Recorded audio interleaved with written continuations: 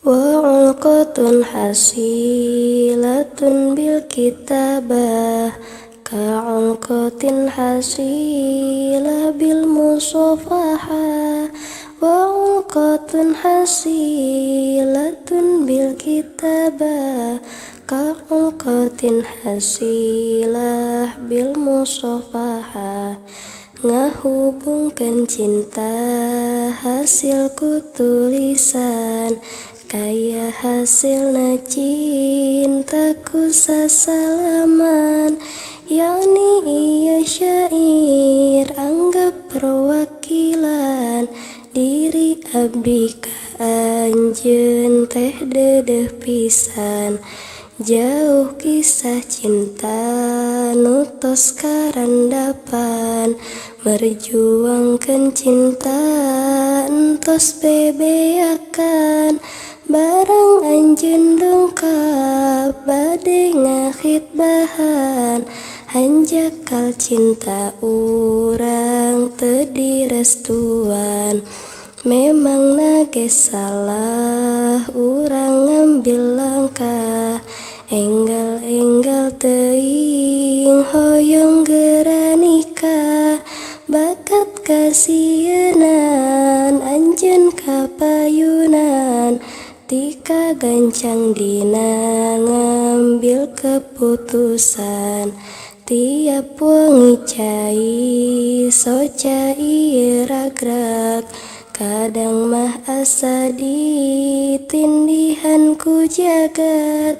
Ngajarit kadat anu masihan cinta, abdi hoyong sepuh hatena kabuka.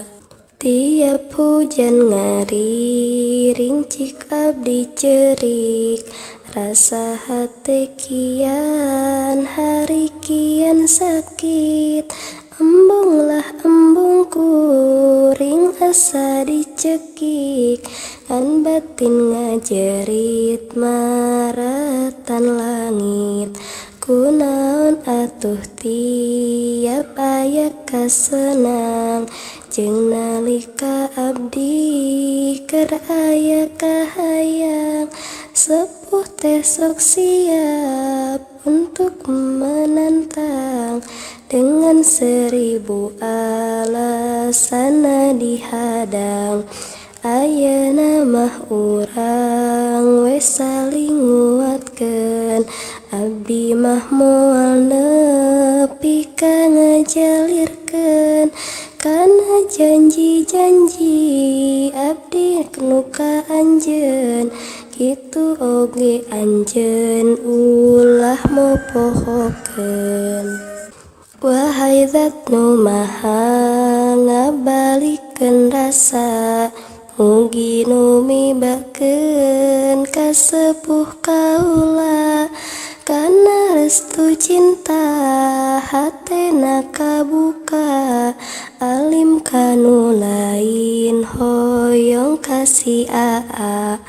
Abdi alim pisan lamun dijodohkeun, sabab hate moal bisa narimakeun. Teu bisa ye cinta nu utuh dibikeun, kalalaki liya nu teu dihayangkeun.